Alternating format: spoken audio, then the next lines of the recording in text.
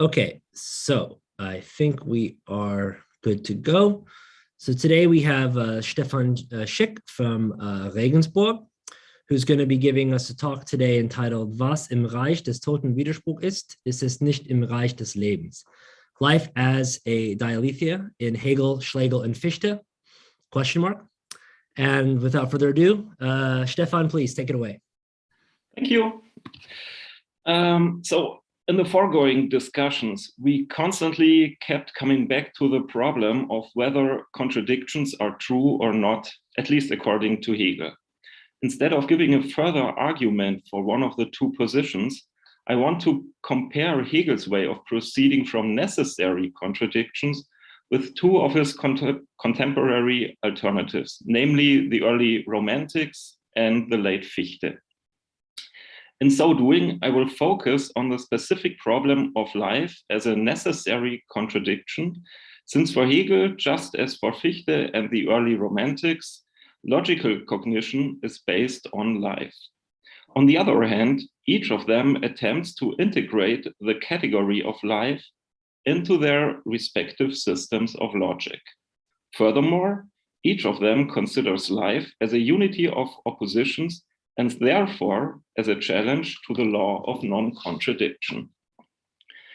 In my talk, I will first present Jacobi as the philosophical source for the opposition of classical logic and life. Because Jacobi, or according to Hegel's review of Jacobi's works, it was Jacobi who established the necessity of a completely changed notion of the logical. I will then successively sketch out the early Romantics, Fichte's, and Hegel's different attempts to integrate life into their respective logics. So I'll begin with Jacobi on life and understanding. Mainstream interpreters of Hegel's science of logic often take Hegel's category of life to be a discussion of Kant's critique of judgment. For in his third critique, Kant acknowledges human understanding's inability to grasp the phenomenon of life in a determinate mechanical manner. According to Kant, there can be no Newton who might explain the generation even of a blade of grass according to mechanical principles without referring to an intelligent cause of the world. To be able to know the purpose-like behavior of an organism in a determinate manner, one would require an intuitive intellect which is denied to human beings. But it is not Kant, but Friedrich Heinrich Jacobi who brings to mind the problematic relationship between life and classical logic for both the German idealists and the German Romantics. In contrast to Kant, Jacobi anticipates Hegel's idea that freedom and thought have to be embodied and can only be embodied in a living organism. Thus, only living beings can act, judge, and set ends. According to Jacobi, life is therefore not only a presupposition, but the principle of all cognition, which cannot be logically deduced, but can only be immediately experienced. Though life is opaque for conceptual apprehension, since we can be conscious of life only by living our life, it is at the same time the very presupposition of conceptual thought. Hence, for Jacobi, thinking cannot grasp its own prerequisite and ground. According to Fichte, seizing on a criticism of Schlegel, it is only Jacobi's enthusiasm of life which renders him unable to overcome the allegedly abstract opposition between logical thought and life. In contrast to Jacobi, Fichte, Hegel, and the Romantics agree that it is only common logic which is unable to incorporate the concept of life. With their respective speculative logics, Fichte, Hegel, and the Romantics therefore try to overcome Jacobi's opposition of life and logical cognition. I will begin with the Romantics. For the early Romantics, the absolute as the unconditioned, das Unbedingte, cannot be a thing, Ding. So in German, it works better than in English. In 1795, Schelling writes in Of the I as the Principle of Philosophy, for absolute, unbedingt, is that which is not turned into a thing, not at all can turn into a thing. The absolute cannot be conceived as a thing, but must be conceived as life. In contrast to Jacobi, the early Romantics argue that our thinking is able to grasp life, which they identify with the absolute itself.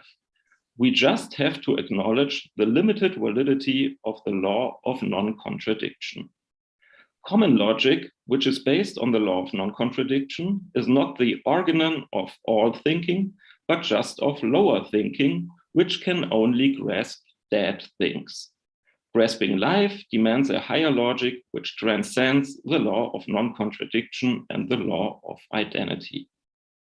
For life and organic nature rest upon contradictions and exist only through contradictions, as the Romantics say. The destruction of the law of non-contradiction is thus the first and foremost presupposition for the human mind in order to apprehend life and the absolute. Therefore, according to Schlegel, the antinomies should not have moved Kant to dismiss the absolute, but the law of non-contradiction. Or, as Novalis famously puts it, to annihilate the law of non-contradiction is perhaps the highest task of higher logic. According to Schlegel and the early Romantics, lower logic and the law of non-contradiction, which is the inversion of the law of identity, A is A, according to Friedrich Schlegel, rest upon the alleged Aristotelian ontology of dead things. For the specific identity, which the law of identity presupposes, is the persistence of A, according to Schlegel. Otherwise, A2 in A is A would not be identical with A1, which, according to Schlegel again, is exactly the case for living beings. Quotation, that's number 4. While one is saying A is A or A equal A already is not A anymore.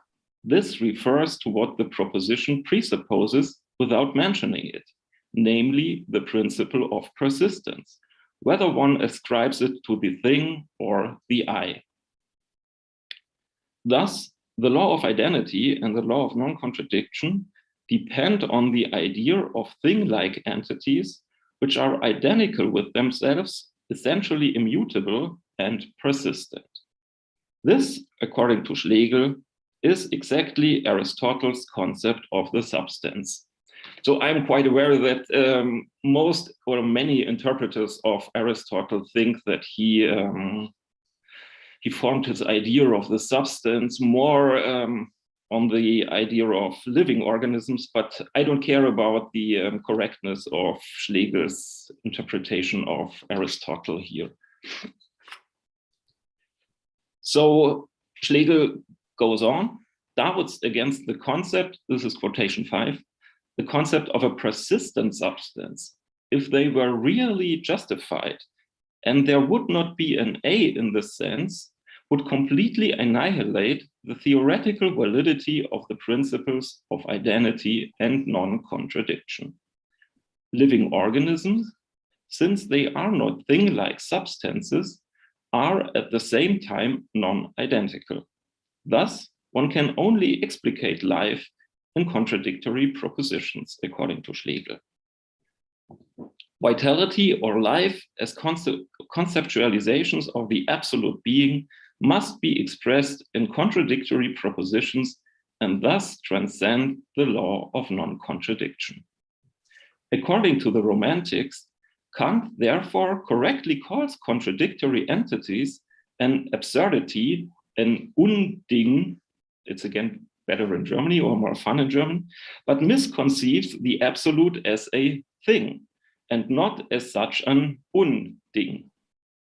As a consequence, Kant submits the absolute or life to the Aristotelian logic of non-contradiction and limits the use of reason to dead things, Whereas for romantics such as Schlegel or Novalis, confronted with the antinomies of pure reason, reason has to realize that in the face of a vital absolute, one has to acknowledge the truth of contradictions. But Schlegel goes even a little bit further. From an absolute point of view, no real being is subject to Aristotle's substantial ontology, and therefore to the law of non-contradiction. Only within the limits of our everyday praxis is the law of non-contradiction a useful tool, whereas its use in philosophy is, quotation, completely reprehensible.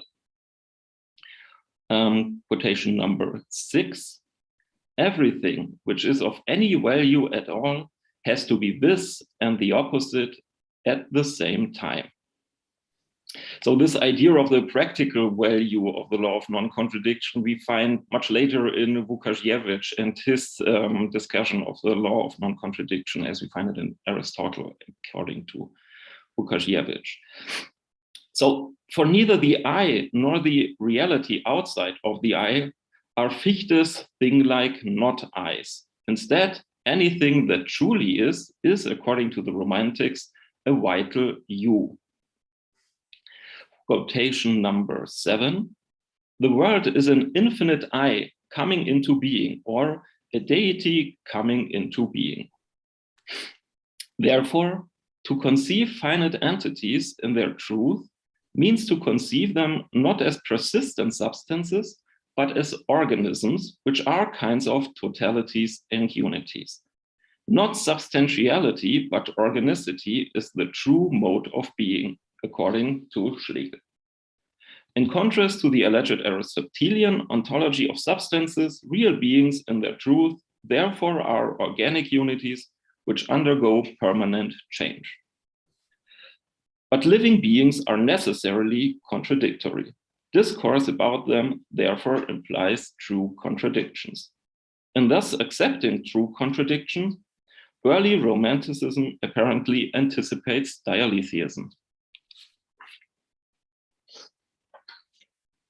But there is, perhaps there are more, but there is at least one important difference concerning the methodology of how the Romantics and Dialetheists deal with true contradictions. According to Graham Priest in his paradoxical calculus, avoids the triviality of his dialethic logic by refuting the disjunctive syllogism and the ex falso quod libet. In contrast, for the Romantics, a true contradiction annuls any law of thought. For the Romantics, higher thinking is thus not governed by logical laws at all. The realm of this higher thinking is only known to the Romantic poet, and it is only the ingenious poet who might grasp life at all. In this sense, Hölderlin, who is not really a Romantic, but somehow, for the sake of the argument, I will now count him as a Romantic. He writes in 1798, quotation, I don't have this quotation on the paper. The living in poetry is currently the subject which mostly occupies my thoughts and senses. I feel so deeply how far I am from reaching it. Nevertheless, my whole soul wrestles with it. Only romantic poetry is able to grasp and manifest life as it, quotation, recognizes as its first commandment that the arbitrary will of the poet can tolerate no law above itself. Because it is not determined by the rules of logic anymore, the poetic imagination is set free to establish meaningful contradictory propositions. And this is the only appropriate mode to represent life, since, quotation number 7, only through the imagination are we able to think and synthesize what is contradictory. Put differently, the logical annihilation of logic results in the apotheosis of the poetic imagination and poetic freedom. Only the poetic genius not the philosopher who is restricted by Aristotelian logic, can express life which transcends all oppositions. Quotation, inducing and correlating, therefore the whole of syllogistics must perish with the conditioned, according to the strict doctrine of the absolute. True philosophizing is in no need of a logical methodology or a deductive system, but of a poetic and ingenious spirit. This spirit, quotation, consists of continuous contradictions and cannot, quotation, Schlegel, be taught by some methodology. It is immediate and cannot be communicated. Resulting in contradiction, philosophy annihilates itself as philosophy and becomes poetry.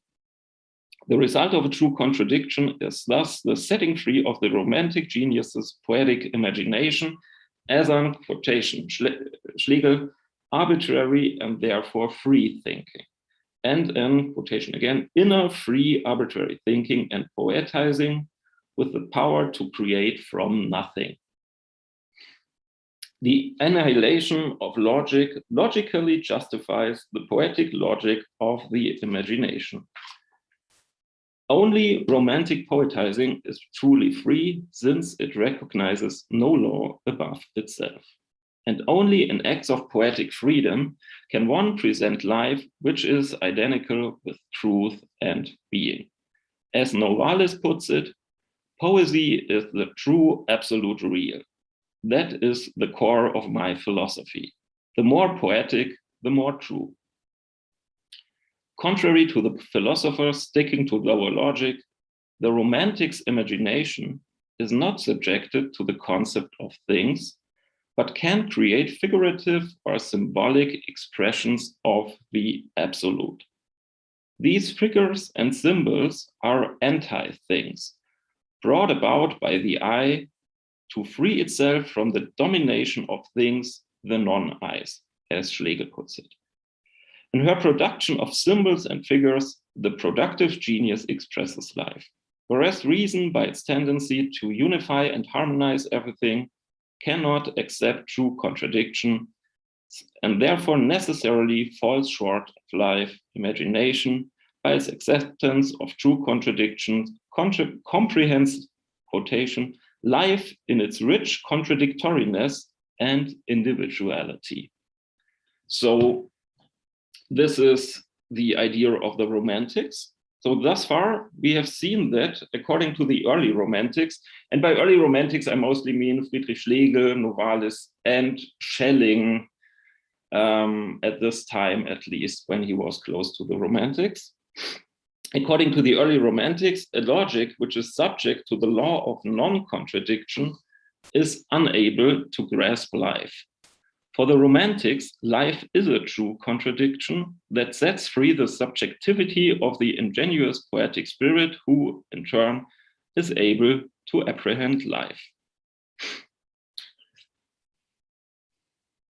Okay. I will now turn to the late Fichte, whose early philosophy had, as is well known, a deep impact on the early Romantics. So most of them studied with Fichte and were in his lectures.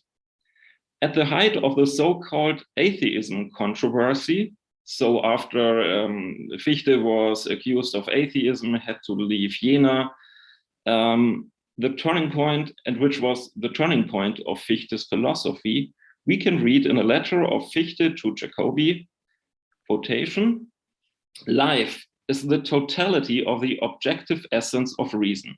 Speculation is the totality of subjectivity. One is not possible without the other.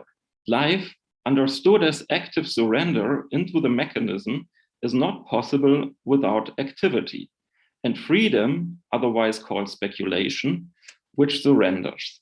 This is so, even if it does not right away achieve clear consciousness in each individual. And speculation is not possible without life, from which it abstracts. Both life and speculation are determinable only through each other. Life is actually non-philosophizing, philosophizing is actually non-life, and I know no better determinations of both concepts than these developed here. Here we have a complete antithesis, and a point of unification is just as impossible as the understanding of the X, which underlies the subject-object, the I as its ground. Such a point of unification is impossible, except in the consciousness of the philosopher, that for him both points of view are present. So this is Fichte's view after the atheism controversy, in which Jacobi somehow supported him, but also criticized him as, or his philosophy as nihilistic and as destroying life, which is the basis of philosophy. And Fichte, in his later philosophy, always comes back to this criticism. And in his late philosophy, Fichte re-investigates now how life can be apprehended by thought as the absolute principle of thought, which, as it is absolute, cannot be thought. So Fichte tries to reconsider this paradox that the absolute is the absolute, and so it cannot just be a product of thought, or it cannot even be apprehended in a concept. But on the other hand, and this is somehow more speculative than Kant's Ding an sich, on the other hand, thinking must always be aware that even this negation is a relation to the absolute. So even if speculation sees that it cannot apprehend the absolute, that it has no way to grasp the absolute, it somehow conceptualizes the absolute as incomprehensible. And as we will now see, the later philosophy of Fichte tries to turn this paradox into something productive for his science of knowledge. So, according to interpreters such as Karin Gloy and Lore Hühn, especially Fichte's second science of knowledge of 1804 points out that the concept of absolute life as the principle of thought is truly contradictory. Absolute life becomes Fichte's logical place for contradiction. So, according to Gloy and Hühn. Its paradoxical structure is the expression of thought for life's unattainability by thought. This new appreciation of contradiction is supposed to become necessary as the late Fichte tries to relate consciousness to its immemorial, unvordenklich, I have not found an English word which might translate unvordenklich in a very good manner, but immemorial ground. Thus, according to Hühn and Gloy, life for the late Fichte is indeed a true contradiction. But let us take a closer look at Fichte's late philosophy of life here. In Fichte's late philosophy, and this is different from his early Jena philosophy, absolute knowledge is not anymore identified with the absolute itself, but it is only a picture of the absolute, whereas the absolute is characterized as immanent absolute life. The absolute is not a dead notion, but nothing but life in himself. Quotation, this is not on the paper. Being is nothing but a cohesive singulum of life, and being which can never come out of itself. So whereas in his early philosophy, the I was in a way a relation without any relatum, or a relation which was only related to itself as a relation, life as absolute is the negation of any relation at all. Its enclosedness in itself and all these weird expressions. Absolute life is, quotation, the unity, the one true cohesive in itself. This unity is neither the pure identity of Fichte's absolute I from the Jena science of logic, nor Schelling's indifference or Hegel's identity of identity and difference, but only the absolute without any further relational predicate. Therefore, according to the late Fichte, one must keep away any property from the absolute. Consciousness, in turn, must recognize that it is not the absolute itself, but merely the external form of existence of absolute life, or the Erscheinung of the absolute. Absolute life, quotation, underlies knowing as both consciousness and concept. Consciousness is at the same time the appearing, the phenomenon, and the image of absolute life. Life, therefore, is the principle and presupposition of thinking and consciousness. But by studying our thought and consciousness in its character as thought and consciousness, we come to recognize that whereas our thoughts and notions presuppose life, they can never grasp life in its immanent being. That's quite clear, because as soon as we try to grasp it, it's not immanent anymore, but is related to our thought. As Fichte explains in his Science of Logic, 1805, quotation, but now pay attention to your own thinking. Was it not your thinking in which you projected the being? So being as it can be grasped by consciousness can never be being in itself, but can only be the projected being. The fundamental axiom of Fichte's late philosophy is now the annihilation of the notion or thinking in its confrontation with the absolute in its inconceivability. So this is what he somehow responds to Jacobi, that he says, yes, Jacobi is right that life or the absolute is inconceivable, but at least we can conceive it in its inconceivability. And then, as we will soon see, something happens with the mind once we have this, conceived this inconceivability. The fundamental law of the absolute notion is to be posited and at the same time being annihilated in its position. This is the only way thought can relate itself to absolute life. The ultimate notion of life is the notion of its incomprehensibility. So this is what also somehow happens with the late Schelling and his idea of ecstasis and his rational philosophy, which somehow destroys itself.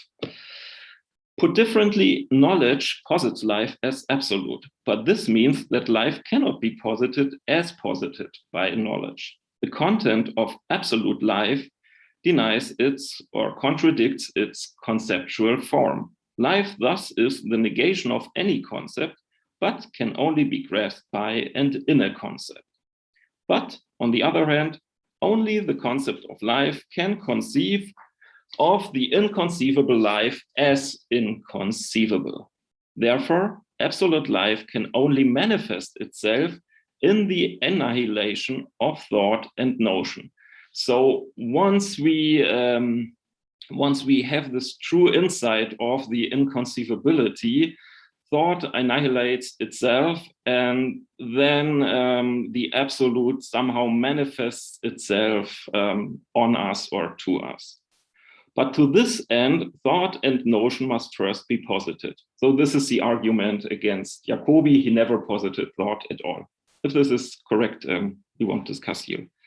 Thus, in the second version of his Science of Knowledge from 1804, Fichte says, quotation, this is quotation number 2 on the paper, if the absolutely incomprehensible is supposed to manifest itself as it is, namely subsisting by itself only, the notion needs to be annihilated. But in order to be able to be annihilated, it must be posited.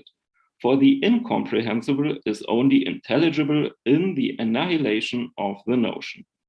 Thinking thus is the precondition for the self-annihilation of thought. Quotation, it is not by thoughtlessness and lack of energy that we do arrive at this annihilation, but by highest thought, the thinking of the absolute immanent life, which denies its applicability and thus annihilates itself through itself. This reasoning now is the realistic one. So if you read the Science of Knowledge from 1804, number 2, then it's always back and forth. It's always like he discusses idealism, it comes to a contradiction in itself, then again he discusses realism, and so it goes back and forth. But what is interesting, that Fichte does not oppose this realism as his highest level to idealism, but shows that this realism implies a contradiction and is in contradiction with itself. One can, as Fichte says, only characterize the in itself as that which annihilates one's thinking. In the first part of the Science of Knowledge, 1804, the second version, this is the inherent contradiction of both realism and idealism. Realism maintains that life is in itself, which contradicts the fact that this in itself is posited by thought. Idealism maintains the positiveness of the in itself, which contradicts the fact that it is posited as in itself. Thus, no matter what, the notion of absolute life is contradictory in itself. So quotation, this there is completely impossible and contradictory, because what is said contradicts the fact that it is said. If that would be true, it could not be said. And as sure as it is said, it is not true. For with this it is said. It is for and in itself, closed in itself. There is no relation in it to something external. So if we want to describe the structure of the notion of absolute life, we recognize a contradiction between the realistic content of the notion, life in itself, and its idealistic form, that it is a notion and therefore thought and posited. The dogmatic realist ignores the form of this notion of life or being, the dogmatic idealist its content. Since in Fichte's late philosophy, thinking can grasp absolute life in its incomprehensibility only by the negation of thought, negating thought and the absolute are related to each other in a negative manner. The absolute is nothing but the nothingness of thought, and thinking nothing but the nothingness of the absolute. In contrast to Hegel, Fichte does not resolve this negation by means of the concept of autonomous negation. In other words, Fichte does not resolve the antinomy of the concept of life by means of a logical progress, since he does not accept the idea of an autonomous negation which is related to itself. Conceptual thought rather annihilates itself on account of its contradiction between form and content. So, but now, in contrast to the early Romantics, for Fichte, this contradiction does not result in the negation of logical rules and the total freedom of the ingenuous subject. Quite the contrary, the insight in the necessary contradiction of life results in the self-annihilation of the notion and the thinking I, and gives way to an absolute intuition. This intuition is immediate and necessary. In this intuition, at least according to Fichte, it is not thinking that construes the absolute anymore, but the absolute that construes itself by itself. So this contradiction leads to a self-annihilation of the subject or of the I, according to Fichte. The contradiction thus does not dissolve logic, but the logical subject, or to be more precise, the subjectivity of logic. So everything then turns into kind of a self-manifestation of the absolute life. Yeah. So now we have these two options. We have the Romantic option that contradictions are true, they destroy logic or common logic, and now the subject is absolutely free. We have the Fichte option that this contradiction destroys the subject or the I, And then we can somehow understand everything as a manifestation, or logic as a manifestation of the absolute, or as a picture of the absolute. And now we take a final look at Hegel. Hegel agrees with Jacobi that life is the essential condition of cognition. The self-conscious I cannot be grounded in a Kantian transcendental activity, but must be embodied in a living person. The argument might be summarized as follows, or Hegel's argument. Living organisms exist in a mode of being, which is completely different from non-living beings, since they have to preserve themselves. Only living organisms have to preserve themselves. But there is a gap between what a living being actually is and what it has to be in order to preserve itself. The awareness of this deficient state of being is the desire, Begierde, of the living being, which is a necessary moment, again, of self-consciousness. So no self-consciousness without desire or Begierde. Begierde is only something organisms can have, and thus only living beings can be self-conscious beings, and thus can be cognition presupposes life. Against Jacobi, however, Hegel holds that the category of life must be logically deduced.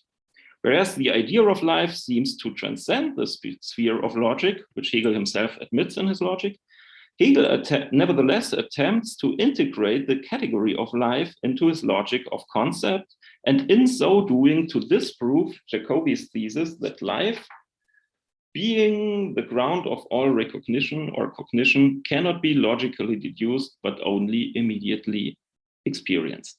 Whether or not a logic can integrate the idea of life is even the experimentum crucis that shows whether this logic contains only, quotations, empty, dead forms of thought, or is a true and vital logic. So quotation 1. Were the logical forms of the concept actually dead, ineffective, and indifferent receptacles of representations or thoughts, then familiarity with them would be a historical record that is quite superfluous and dispensable for the truth.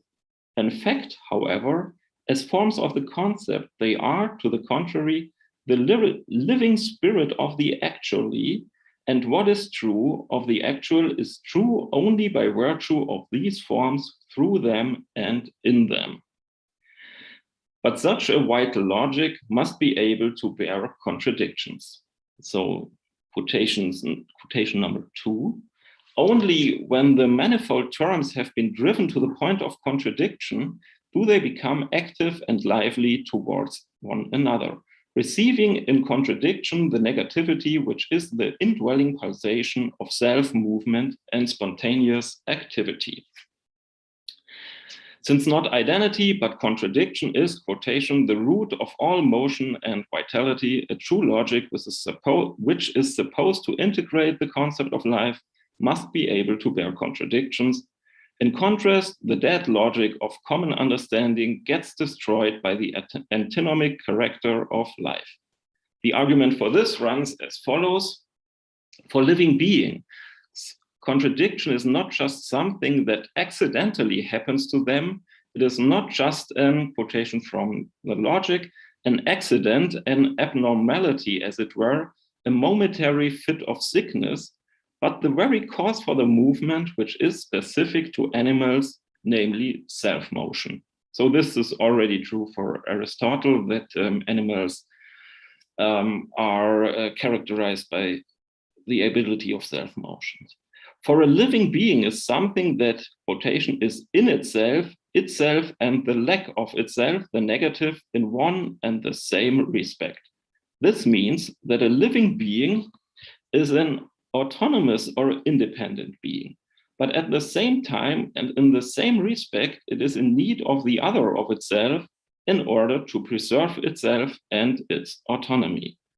Living being must endure this contradiction or perish. For only because the independent being in its independence is at the same time dependent, it transcends itself and changes itself by integrating the other of itself into itself in the processes of life, for example, such as digestion. So digestion is somehow the integration of something that is other from the living being itself and turning it into a part of the living being. Without contradiction, there would therefore be no process of life, as Hegel explains in his lectures on aesthetics. This is quotation number 3. Yet whoever claims that nothing exists which carries in itself a contradiction in the form of an identity of opposites is at the same time requiring that nothing living shall exist. For the power of life, and still more the might of the spirit, consists precisely in positing contradiction in itself, enduring it, and overcoming it. This positing and resolving of the contradiction between the ideal unity and the real separatedness of the members constitutes the constant process of life, and life is only by being a process. But does this imply that life for Hegel is a true contradiction, or at least implies true contradictions? To answer this question, we will now first take a look at Hegel's Frankfurt philosophy, where one can find the notion of life as a unity of contradictory oppositions for the first time. In his fragment Faith and Being from 1797-98, Hegel makes use of the notion of antinomy for the first time, as his early metaphysics of life supposes the existence of logical contradictions. Life, which Hegel in his Frankfurt philosophy identifies with being or God, can only become the content of consciousness as the unification of an antinomy. According to the fragment of a system, which I ascribe to Hegel, perhaps it's from Hölderlin or Schelling, but let's ascribe it to Hegel, of 1800, life thus is the conjunction of conjunction and disjunction. But according to Hegel's Frankfurt philosophy of life, understanding and its common logic with their finite determinations of thought are unable to grasp life in its antinomic character. Understanding can only conceive of thought determinations as isolated and abstractly opposed concepts, such that identity is not difference and difference is not identity. Or nature is not freedom and freedom is not nature. As it is subject to the law of non-contradiction, the law of understanding is the realm of fixed, dead, and isolated determinations. Therefore, it can only apply to the limited realm of dead things and not to the realm of the living. So this sounds very much or very close to the romantic idea. Understanding tries to avoid any contradiction, but as soon as it attempts to apprehend life, it gets trapped in its antinomies. Eventually, understanding and common logic must realize that they cannot apprehend life, whereas their very own operations and oppositions presuppose life as the absolute unity of being. The highest insight for understanding is precisely the insight that its antinomies presuppose a transcending consciousness of unification, which is life. The antinomies are proof that understanding is unable to grasp life, as it is unable to overcome the isolation and opposition of its determinations, which are expressed by its laws of identity and non-contradiction. Eventually, understanding realizes that it has to annihilate itself. But it is for this reason that the antinomies are only the negative expression of life and not its true expression. For example, according to understanding, nature is nothing but nature and thus opposed to freedom. As understanding applies these determinations to life itself, it gets caught in an antinomy, because life can neither be conceived as nature isolated from and opposed to freedom, nor can it be conceived as freedom isolated from and opposed to nature. We therefore have to transcend understanding in order to grasp life. But this does not mean that we have to accept the truth of the antinomies or understanding. as these antinomies are only the negative expression of life, namely that we cannot conceive of life as nature opposed to freedom and freedom opposed to nature, or as a unity opposed to opposition or an opposition opposed to unity. Rather, we have to regard life as the very unity which is not opposed to opposition, etc. Thus, in his fragment of a system, Hegel claims, and this is the long quotation number 4, life cannot be regarded as union or relation alone, but must be regarded as opposition as well. If I say that life is the union of opposition and relation, this union may be isolated again, and it may be argued that union is opposed to non-union. Consequently, I would have to say, life is the union of union and non-union.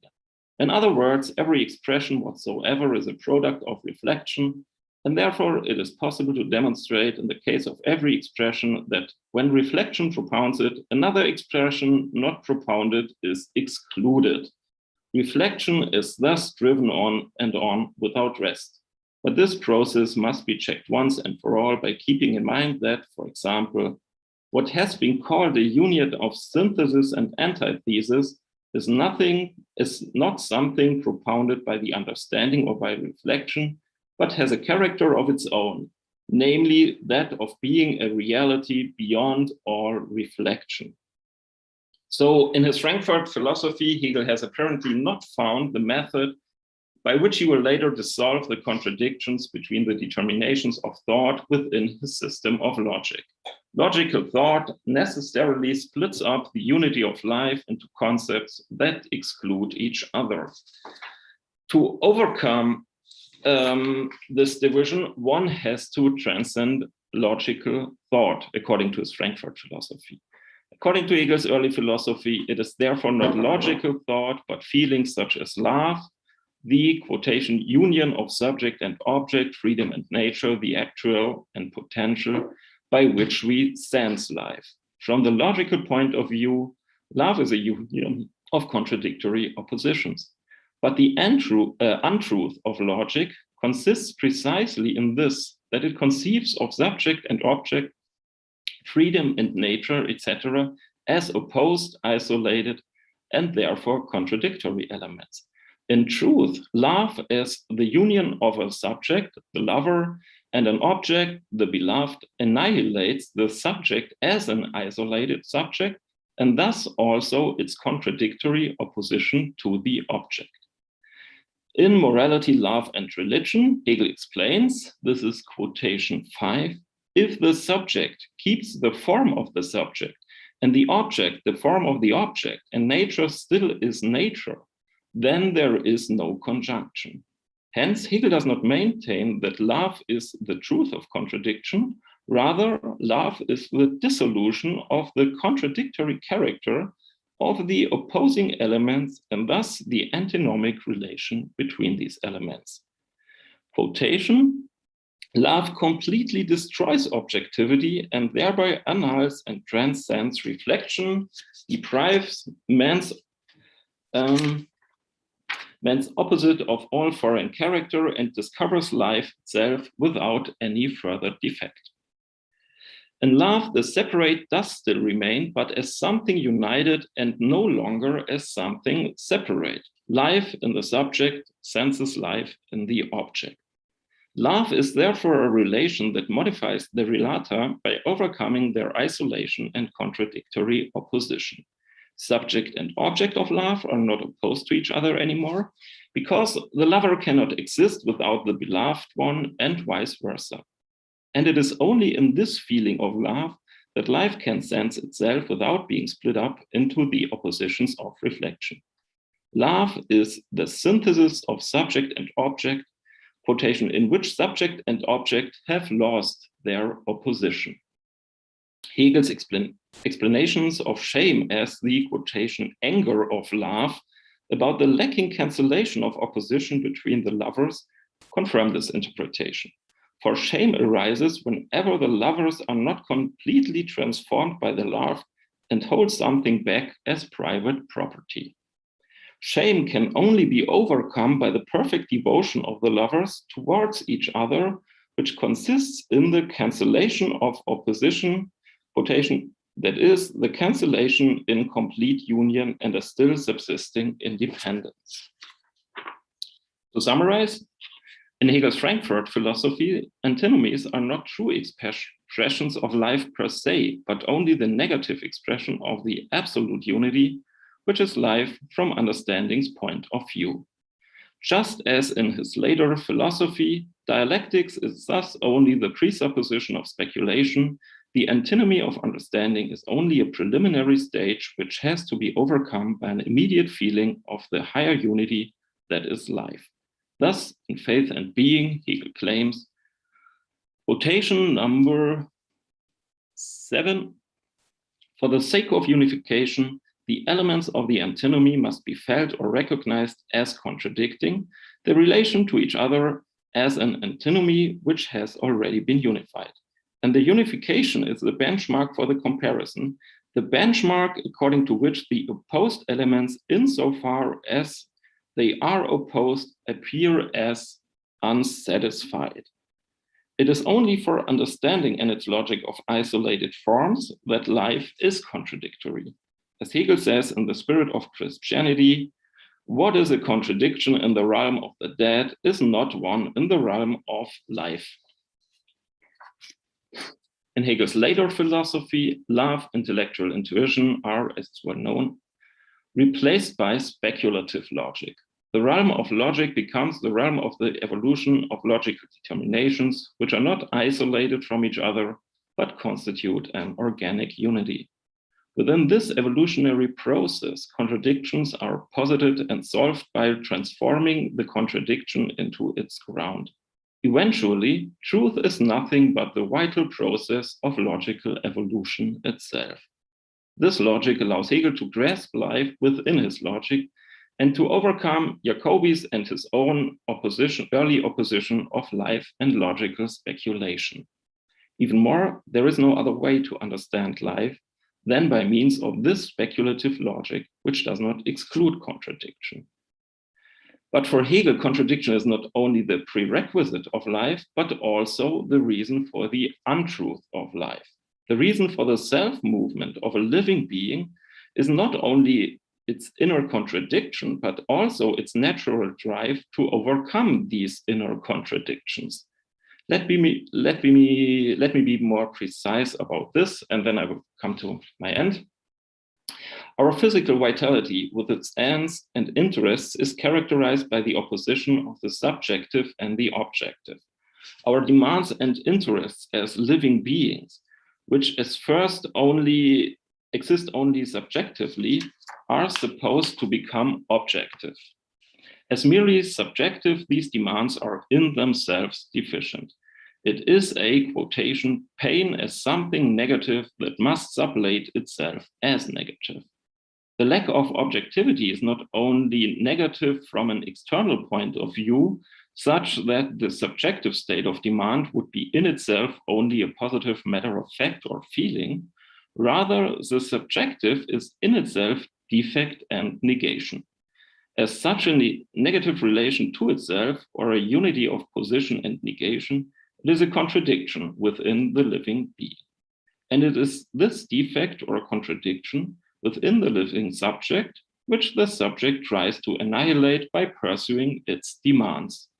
Put differently, by realizing its aims, the living being attempts to resolve its inner contradictions. Vitality thus is, quotation, the process of opposition, contradiction, and the solution of the contradiction. Something only is living if it is by itself related to something external as its aim and etc. This is the state of opposition. But this relation is in truth an internal relation. The subjective state, according to its notion, is supposed to be objective, which means that its existence is not its notion and thus implies a contradiction. Pain is the manifestation of this contradiction within the living being. But this contradiction has to be solved by making the subjective objective and thus harmonizing one's existence with one's notion. If the contradiction would persist, life would perish on account of this contradiction. The affirmation of life is nothing but the cancellation of this contradiction, according to Hegel. For example, an animal can resolve the contradictions that arise from its physical needs by drinking and eating, but only for a short time. Quotation number 9. Hunger, thirst, weariness, eating, drinking, satiety, sleep, etc. are in this sphere examples of such a contradiction and its resolution. Yet, in this natural sphere of human existence, the content of its satisfactions is of a finite and restricted kind. The satisfaction is not absolute, and so a new want arises continually and restlessly. Eating, satiety, sleeping are no help. Hunger and weariness begin again on the morrow. If it would not be possible to overcome contradiction by concrete identity, these contradictions would annihilate life itself. Quotation number 12. Furthermore, the living substance is the being that is in truth subject, or what amounts to the same thing, it is in truth actual only insofar as it is the movement of self-positing, or that it is the mediation of itself and its becoming other to itself. As subject, it is pure, simple negativity, and as a result, it is the estrangement of what is simple, or it is the doubling which posits oppositions and which is again the negation of this indifferent diversity and its opposition. That is, it is only this self-restoring sameness, the reflective turn into itself in its otherness. But only philosophy is able to really satisfy the needs of the living being by eventually resolving the contradiction of life itself, so not only of limited contradiction, but life itself in the realm of thought. Philosophy conceives of the contradiction of life in its universality and solves it in a universal manner, whereas organic nature can only resolve specific contradictions for a certain period of time. Therefore, nature is the there being contradiction, der daseiende Widerspruch. In itself, in the idea, nature is divine, but as it is, the being of nature does not comply with its concept, it is rather the unresolved contradiction. In philosophy, the oppositions and contradictions of life have no more power and validity. For philosophy apprehends truth, which is nothing but the solution of necessary contradictions. Quotation. The ordinary consciousness, on the other hand, cannot extricate itself from this opposition and either remains despairingly in contradiction or else casts aside and helps itself in some other way. But philosophy enters the heart of the self-contradictory characteristics, knows them in their essential nature, that is, as in their one-sidedness, not absolute but self-dissolving, and it sets them in the harmony and unity which is truth. To grasp this concept of truth is the task of philosophy. Thus, we can summarize three different results of the necessary contradiction that is implied in life. For the Romantics, the contradiction of life dissolves the rules of logic and, as a consequence, sets free the poetic genius's subjectivity. For Fichte, it dissolves the subjectivity of the subject of thought. For Hegel, it dissolves the contradictory character of the opposed elements, such as subject and object. Thank you.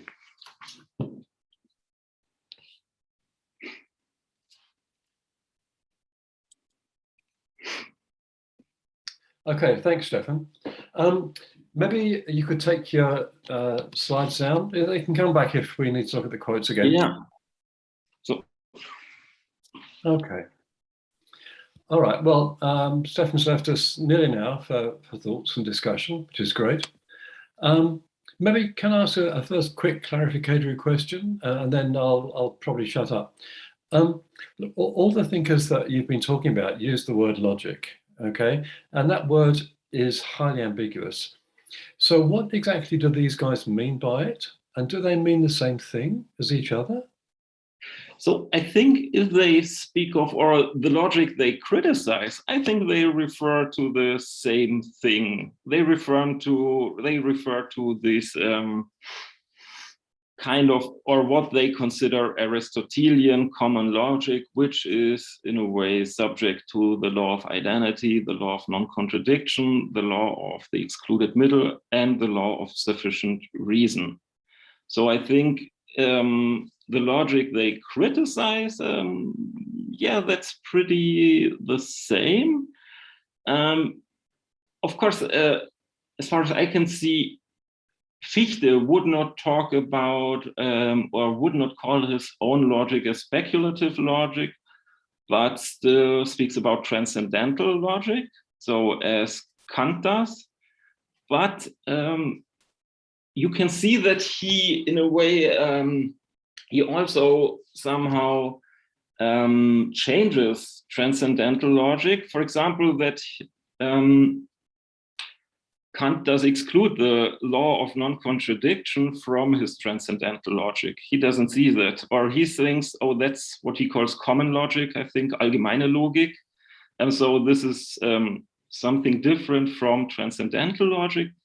And in Fichte, from the beginning of his, even before his Jena logic, he sees that this common logic has to be a moment or a part of his transcendental logic. So, and it has to be a part of his science of knowledge. So I would answer your question with a decisive yes and no. On the one hand, I think they refer somehow to the same thing. Of course, their alternative logic, or their what they then consider their higher logics, this is completely different.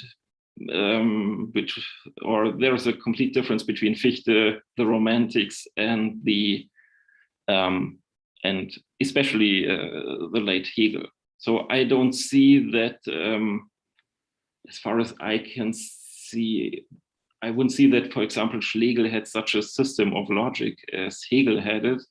And Fichte, when he speaks of logic, he mostly speaks of, let's say, something that we have to derive from his science of knowledge. So so only for, I think it is only for Hegel that logic is in itself that which is absolutely true. This is, I think, not the case for Schlegel, also not for Schlegel, but especially not for Schlegel. Okay, so, thank you. So a couple of quick comments. The law of identity and sufficient reason are not in Aristotle. They come into logic with Leibniz, okay? The law of excluded middle and non-contradiction you do find in Aristotle, but you find them in the metaphysics, not the analytics. So logic for Aristotle is syllogistics. So if, do these people reject syllogistic reasoning or think that syllogistic reasoning is limited? So, as I said during my talk, I won't investigate the question whether they really, especially the Romantics, whether they got Aristotle right or not. I think they must misconceive him in many ways. So I would agree. Yes. So Schlegel and Schlegel and Novalis, they explicitly reject syllogistics. So they do, because they think this is kind of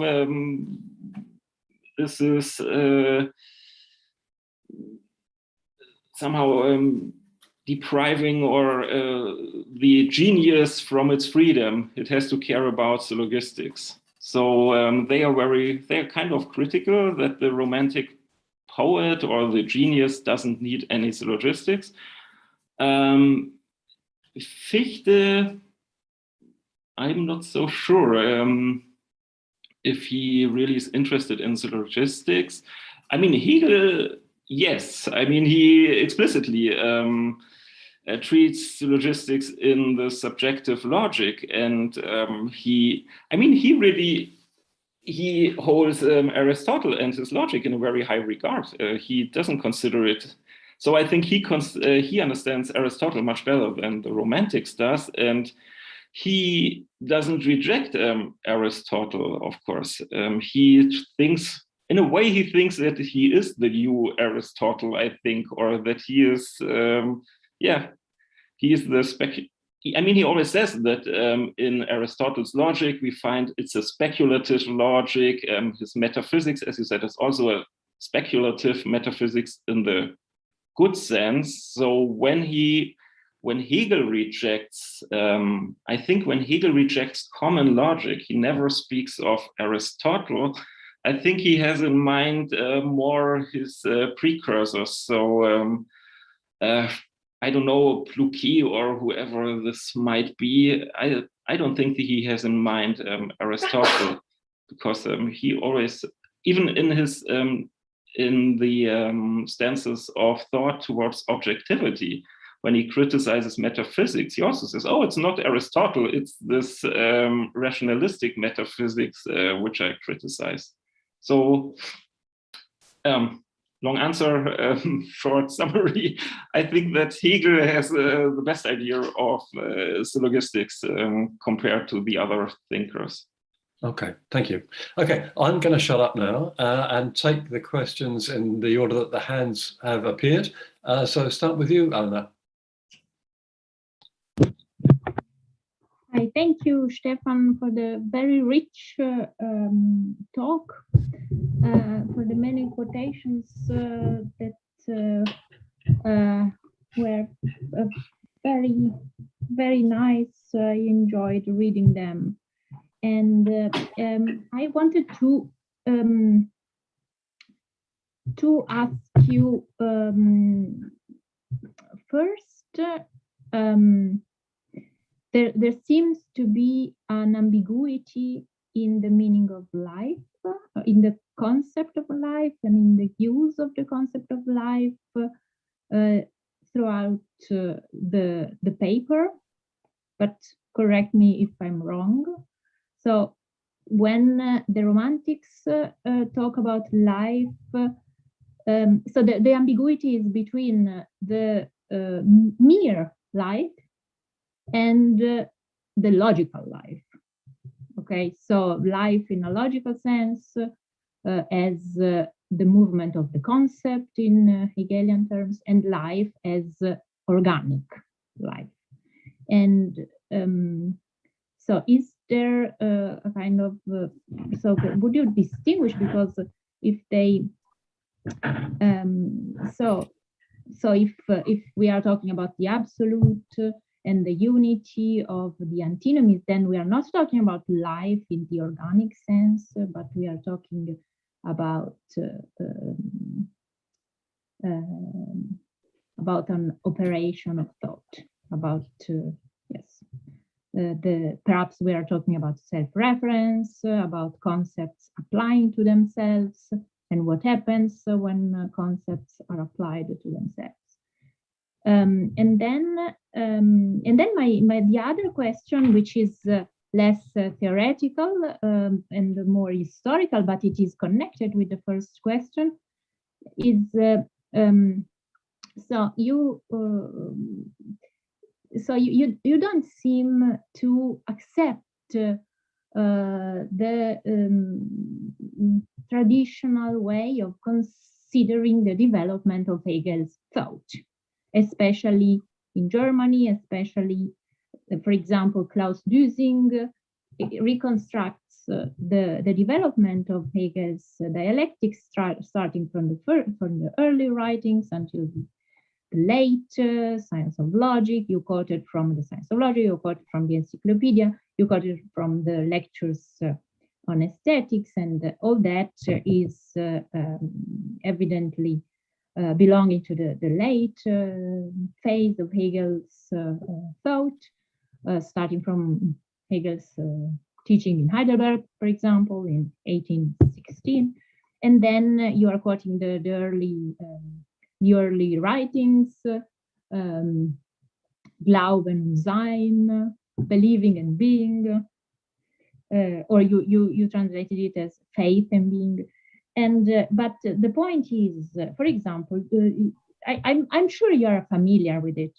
So, for example, Dusing says that the early Hegel conceives the unity of opposites in an antinomy in non-logical terms, as a non-logical unity, as the product of an intellectual intuition or an expression of feelings of love and life are all non-logical structures.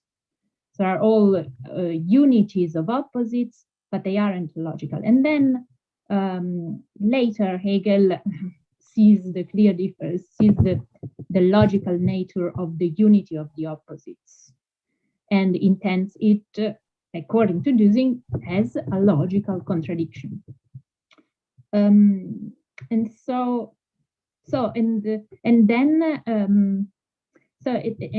on Graham's questions, I just wanted to add to what you said, that Hegel really strongly criticized the romantics view of logic, and the critique given by the romantics, the critique of formal logic, which was typical of the romantic thinkers. And in contrast, Hegel really, if you read what he writes about the romantics, and then Hegel strongly defends formal logic, Aristotelian syllogistics.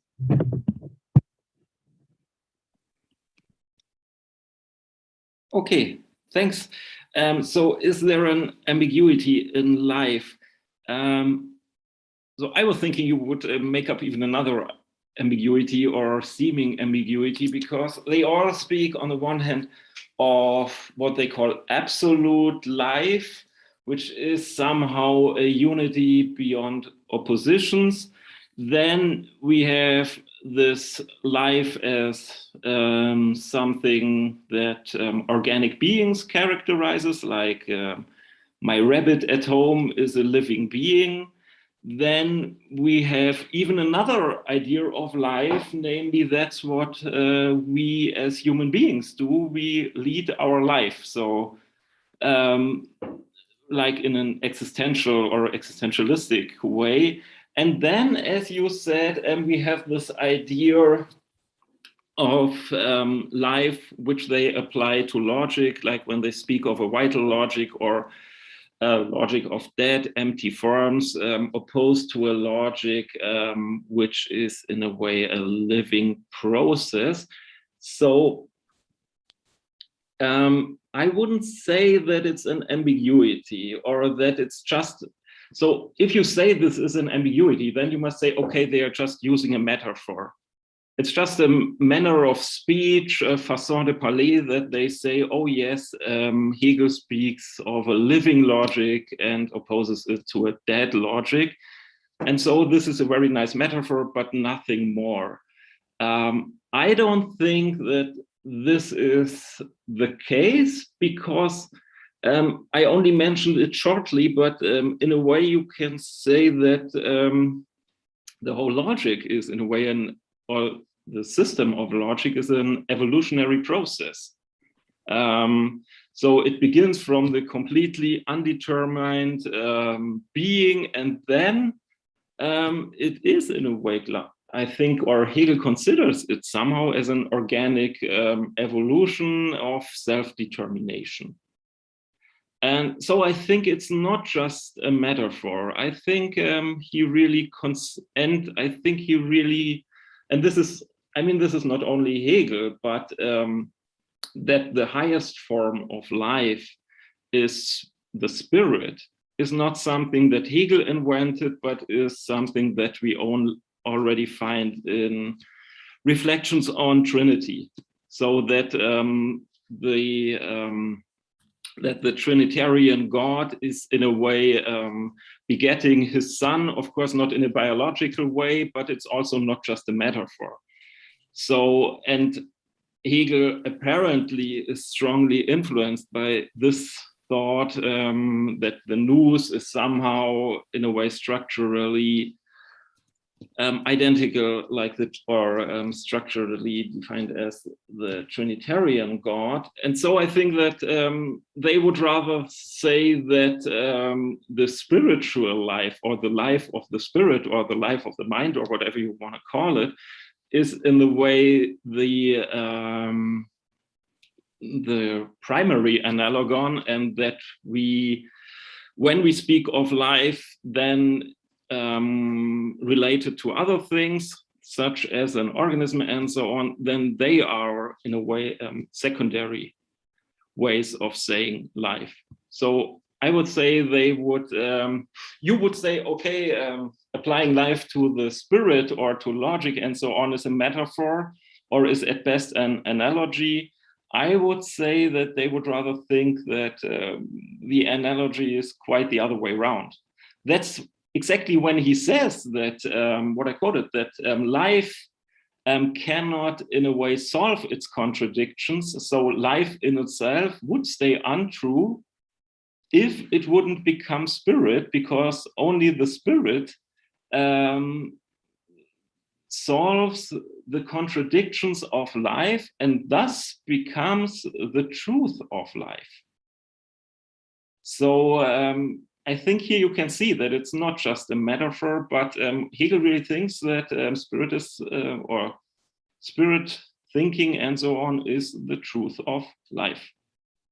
So would this answer your first question on the relation of the seemingly...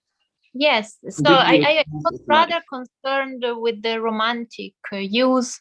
If they, evidently in Schlegel and Novalis, life hasn't a logical connotation, right? Well, in Hegel, yes, it has, because life is, as you say, is the truth of reality, truth of thought, and so on. But in the romantics, life is not the truth of something, or is not used in this logical way, right? Or it is ambiguous. Okay,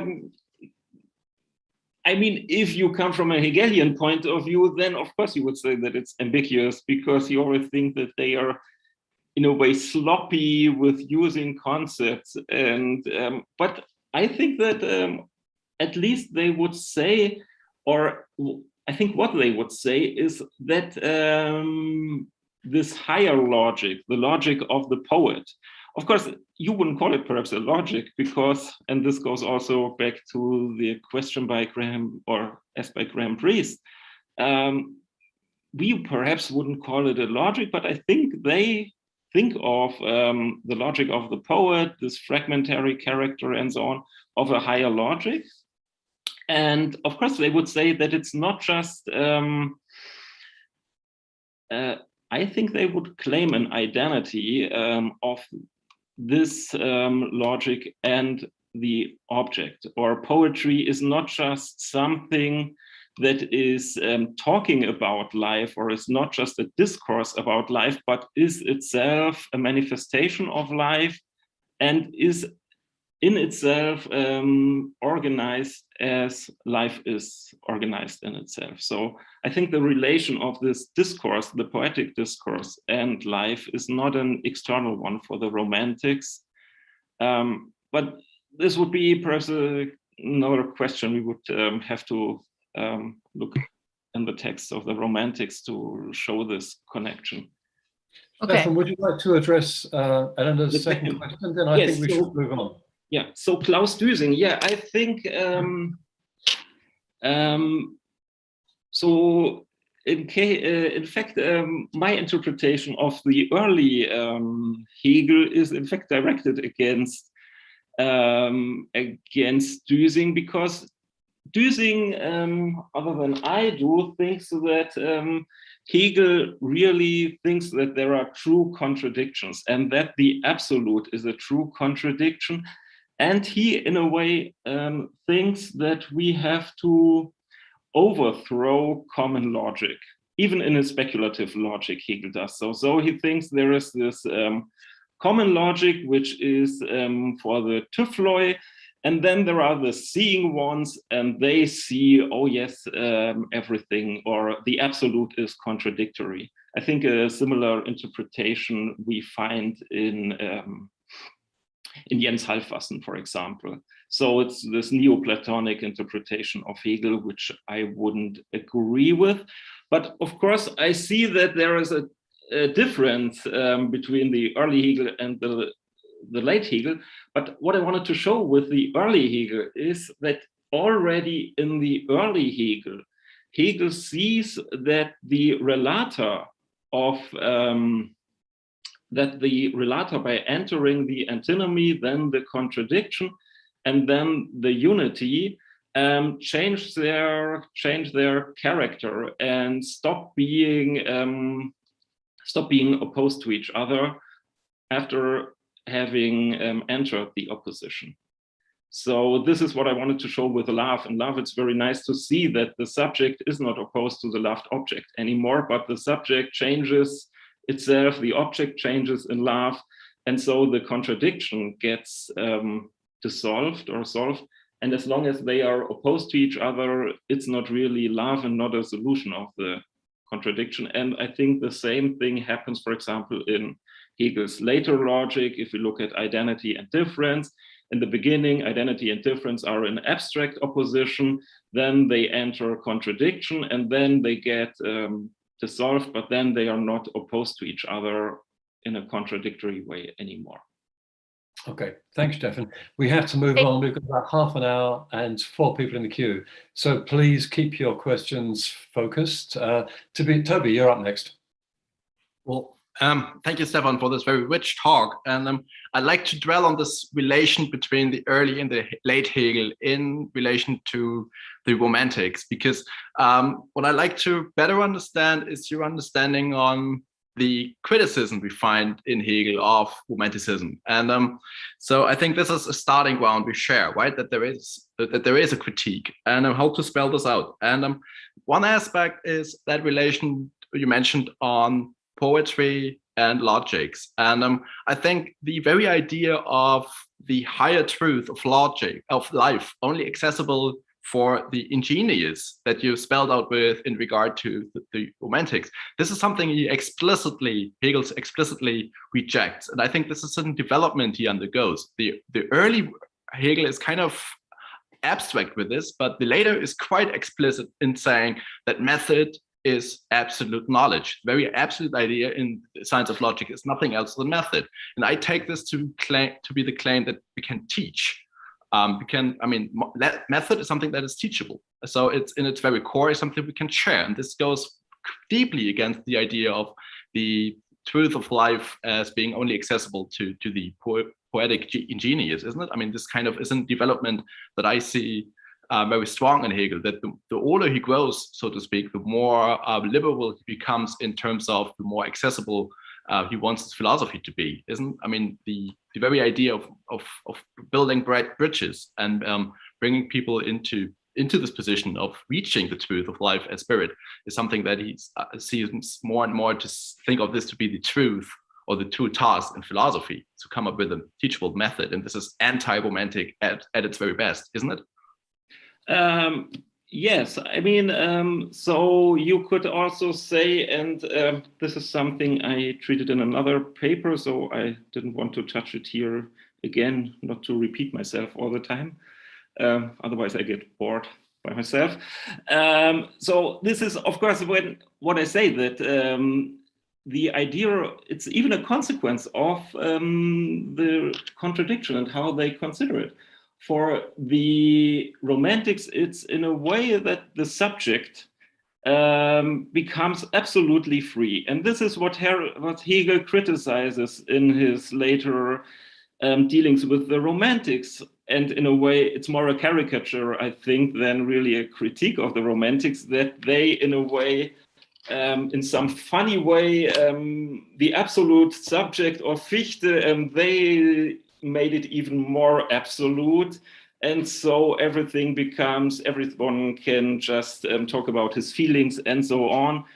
And Hegel really despises this kind of subjectivity. And this is his critique of romantic irony, which he doesn't consider similar to Socratic irony, which Socratic irony is in a way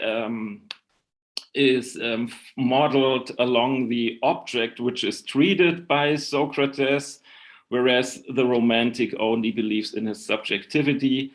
We all know this critique. I didn't want to touch this here. What's the consequence? So, of course, late Hegel would say so. And as I also said that in his early philosophy, of course, he didn't have this idea of a speculative method and a speculative way to solve contradictions. So the tertium comparationis between his early philosophy and his late philosophy is only that in the feelings by which we sense love, the opposed elements change their character, and by changing their character within the relation, the opposition and then the contradiction gets solved. So it is not a true contradiction. Love is not a true contradiction, because if it would be the contradiction between still be the contradiction between the loved one and the loving one, then it would not really be love. This is what he says in his analysis of shame, for example. And this is the same in Hegel's speculative logic. So when he speaks of identity in the beginning, or look at being, in the beginning, being is abstract, and it's abstract opposition, absolute opposition, so not determined opposition to nothingness. And then they determine each other, and then they become Dasein. And in Dasein, nothingness isn't anymore the same as it was in the beginning, and being is also not the same as it was in the beginning, and so on and so on. So this was just the point of comparison, that in early Hegel's philosophy, it's the dissolution of the contradiction by love. So the truth is the solution of the contradiction. And this was directed against Düsing, without mentioning him, because he takes this early philosophy more as an index for the truth of contradictions and the absolute. So yes, I would agree with anything you said. Yeah, I can live with it. Okay, that's excellent. Michaela. Thank you, Stefan, for the stimulating talk. I really love this topic, and I want to go back to talking about love. I have just a clarification question, because I don't remember which concept Hegel uses in that fragment. When you were analyzing the fragment, you mentioned that in love, the relation of opposition is overcome. But as far as I remember the fragment, what is overcome in the love relation is the character of being something other. And so not exactly, if I remember, he doesn't use the word opposition, but the being something other. Because actually in the love relation, you need a radical difference between the two lovers. Otherwise you get just a unity of the same thing with itself, which is not a relation of love. And so the problem is to understand what does this difference consist in, and if this difference that is still there, of course, doesn't really imply some sort of contradictory structure. Because of course, for the young Hegel, he's not interested in logical relations. But this relation that he meets in the experience of lovers says something really interesting about what he's going to develop in the later years. But I'm worried with this with your interpretation, just for the fact that you seem to overcome the constitutive difference that still needs to be there between the two lovers. And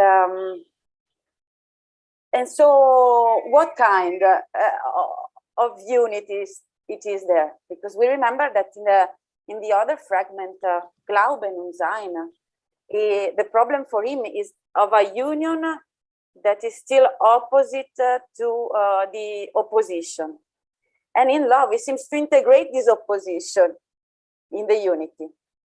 But it's just a doubt that is the problem is that I'm working on this fragment, so I'm trying to give an account of this same problem, and I was interested to know what you think about this. Yes, so that's I think that's many questions, and I don't know if I can answer them all. So one thing is, or one of your questions is, let's say, the inner relation or the relation of the loved one to the loving one to the beloved one, and vice versa. And the second question, so if, of course, you are right, there can be no absolute indifference or identity between the lover and the beloved one. Your second question, or your other question, is, can we apply this relation without further ado towards, let's say, faith and being, or the fragment of a system?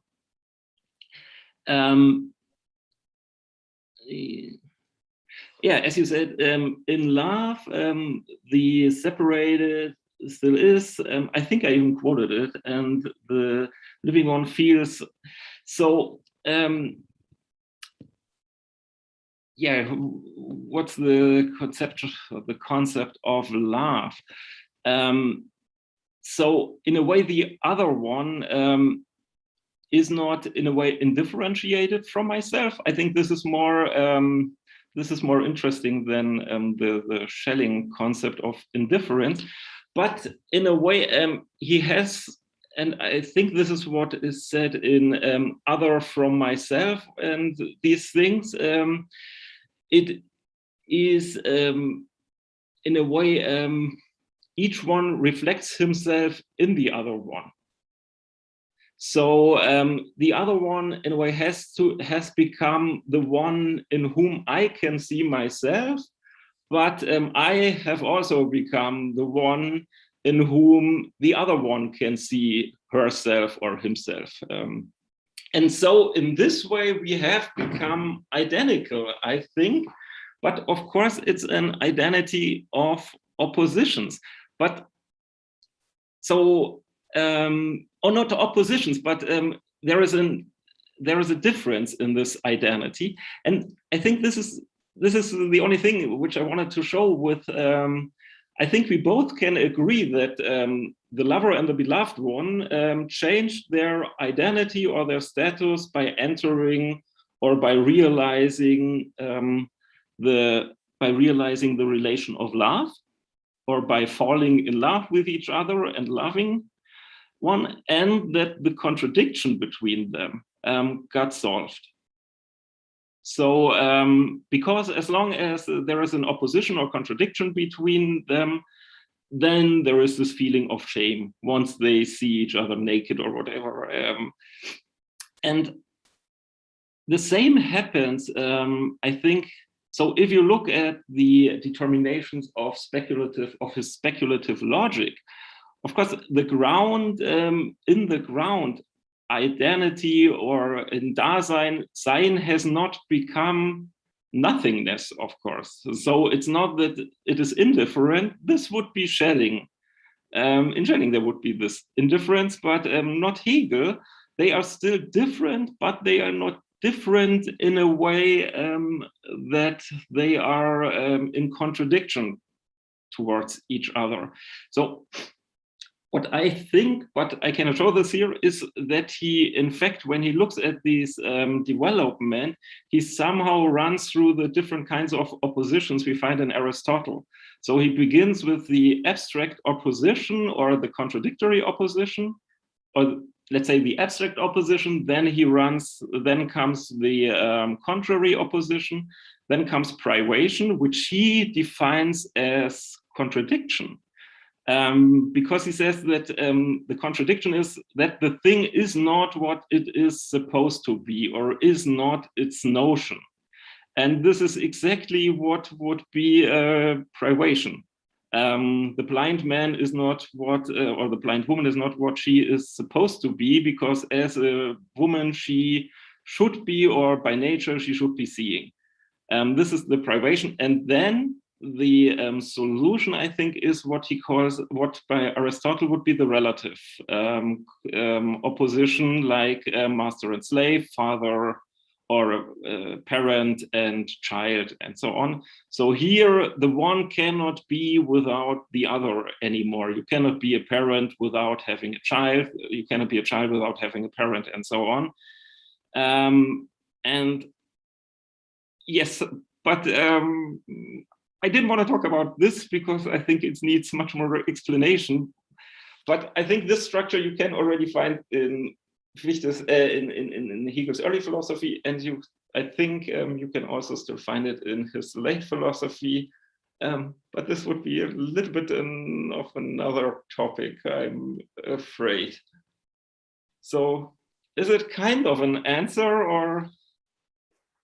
Yes, of course, you answered my question. I'm not sure we agree, because I would say that love is not the solution of contradiction, but contradiction is what keeps love alive, like speculative thought. But I think that's just can be the beginning of a confrontation between you and me. I would be glad to keep in contact and talk about love. Thank you. Okay, we'll leave that point for further discussion, I think. Greg, you're next, but Franca said she's got to go in a minute. Franca, are you still there? Yeah. Do you want to ask a quick question, Franca? No, nothing, because the question was simply about the idea of logic, and we have already spoken of it. But the question was simply to highlight the Kant's idea that logic after Aristotle didn't do any further step forward and is completely, and so it is completely finished and fulfilled. And Kant's idea of difference between transcendental logic and formal logic, the logic of his own lectures collected by Hinske, for instance. All these are things, but this is not important. We can have well, if you can write me, we can have a discussion about it. But there is another question, I suppose, from Greg, and so that's room for Greg. Okay, thanks, Franco. Greg? Yeah, thanks a lot. I just wanted to note before I ask my question that there are no questions on YouTube as of now. Okay. We'll check again in 10 minutes or so. Yeah, thanks a lot, Stefan, for your talk. It's very clear. I really appreciated all the sections, especially the first two. I learned a lot about the late Fichte, so I'll be doing a lot of reading from the 1804 Wissenschaftslehre, so thanks for that. I just have a couple comments and then maybe one question.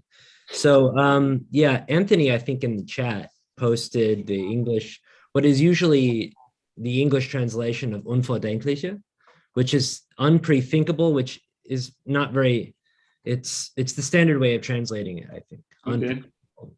Just for your future reference, it's not particularly helpful. I don't know if anyone knows what is meant by unprethinkable, but it's hard to find a better way to speak about it. So yeah, the second point I wanted, just a brief comment about the transition from the early Hegel to the mature Hegel. Yeah, I'm really interested in this, in his development, especially in respect to the question of love. So I just a brief comment on this. There's a pretty fascinating passage in the Doctrine of the Concept. I think it's under Universality, Allgemeinheit, where he says the concept is boundless blessedness and free love. And what's really fascinating to me is how in the early Hegel, love is transcending reflection, it's somehow the concept doesn't reach up to love or something. But by the time that we get right to the speculative logics, we see in the mature Hegel that the concept is love. Somehow now love itself can be conceptualized. And so that's another, I'm just curious what your thoughts are on this. So we could talk about love being replaced by the concept, or love being conceptualized or being fully saturated with conceptual determination or something. You could read this transition in many ways, but I'm just curious what you thought about that, this idea. Okay, so those are just a couple comments. My question is about Hegel. So I want to ask how you conceive of, this is a question I asked Anthony when he gave his paper, and I'm curious what you think about this, how you would conceive of absolute determination. Because one way of thinking about absolute determination is to think of it in terms of true contradiction. So one can say, well, determinacy involves this negative relation to another, something that it's not. And the absolute is somehow all encompassing, it's without relation to anything. So, on its face, it seems like a plausible way to proceed to say, well, if the absolute has any determination that's not going to relativize it or become indeterminate, it will be, it will have a negative relation to itself. It will not be itself somehow. And that's a way of thinking about absolute, not as standing in contradiction to something else. We've spoken about this many times in the discussion, but possibly standing in contradiction with itself. And I know that we don't agree on this point, but I'm curious how you would think about absolute determination in a way that doesn't result in true contradiction.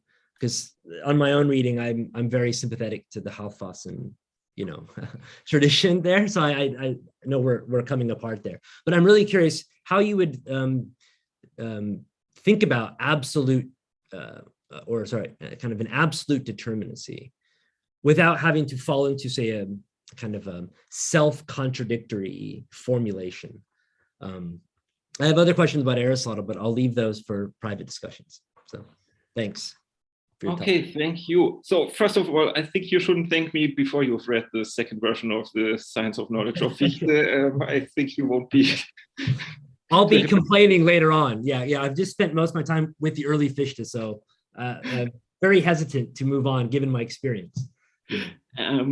Concerning your question on love and the relation to his early philosophy, Hegel never does us the favor to refer to his old concepts and say, oh yes, in my early times, I thought of love this way. Now I think of it the other way. But and that's why I think that Jacobi is interesting, because in his early time, he seems to identify his concept of life versus reflection, or love versus understanding and reflection, to be the idea of Jacobi. I don't think that it's really Jacobi, but this is not important here. And so when he later criticizes the concept of opposition of feeling versus understanding or reflection in Jacobi, I think you can read it as a critique of his own early concept of this relation. So just cancel Jacobi and replace it by my early self. And then I think you somehow have this idea. And so,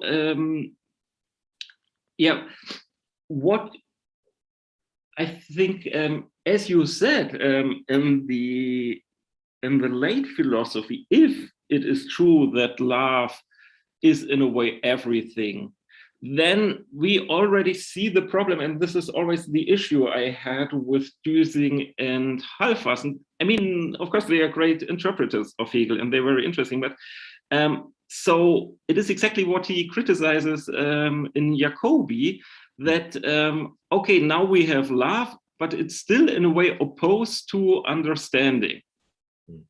So we have this opposition of love, which can grasp the absolute, or where life senses life, and then we have understanding. And I think I'm not unfair to Hinrich and to Halfwassen and Düsing, that later they will say, oh yes, now we have speculation or speculative thought, and we have this common thinking and common logic. And in a way, common thinking is somehow untrue or cannot grasp, is outside the absolute, and speculative thinking is true thinking.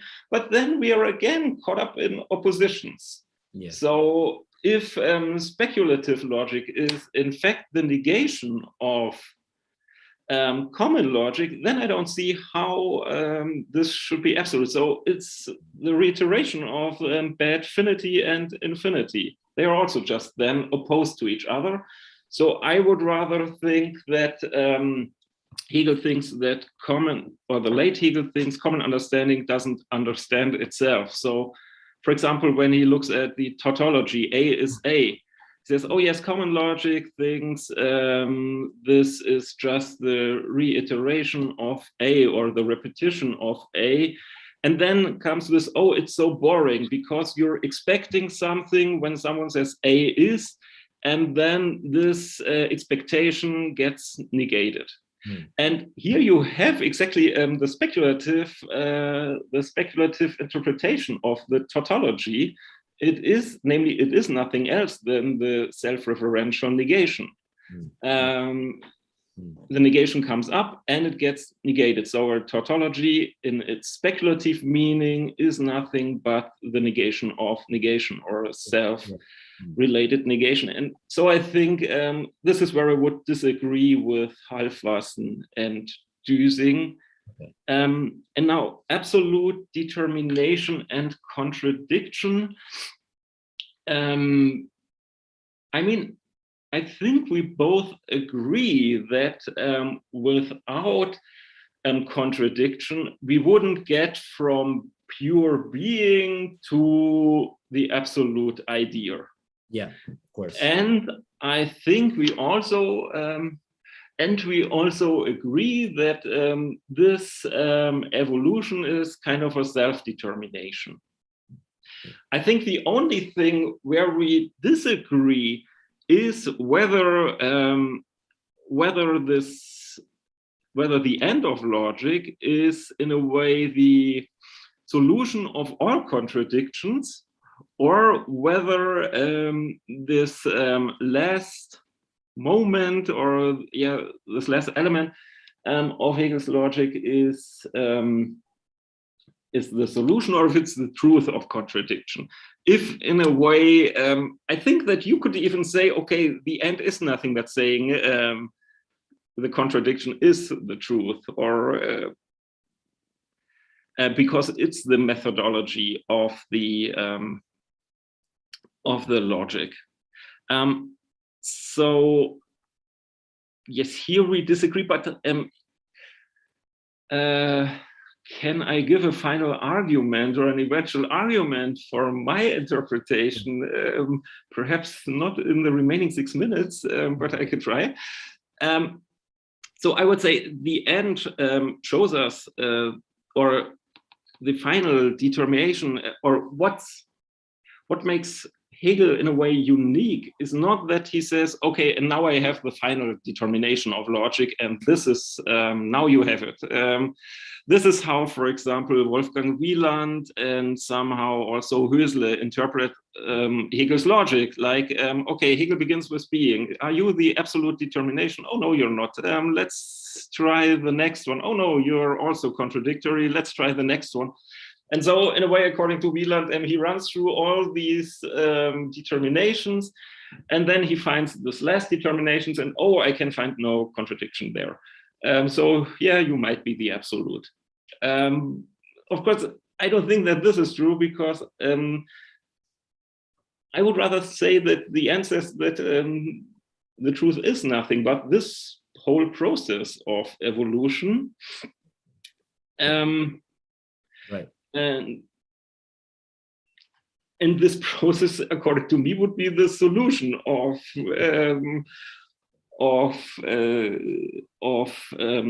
contradictions. And this is why I refer to life, because Hegel explicitly says here, if life wouldn't solve the contradiction, then life would perish.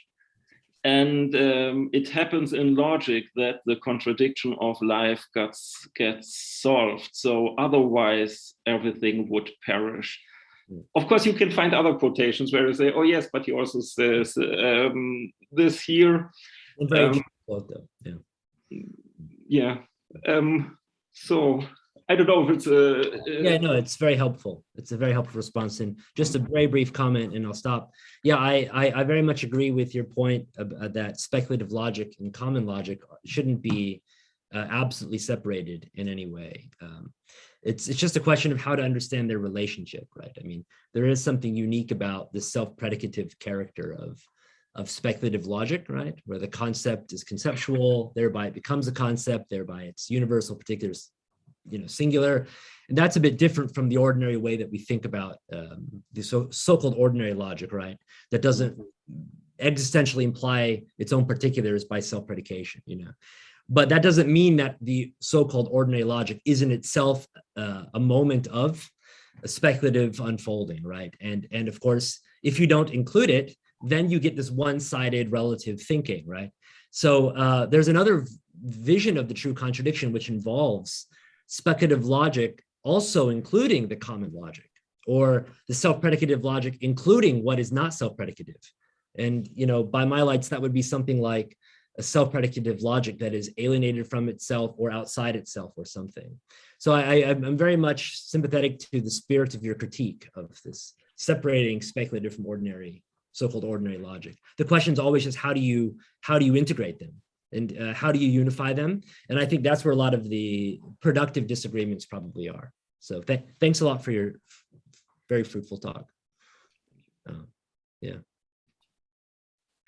Okay, Toby, you had your hand up and then it disappeared. Can you ask a question in 1 minute?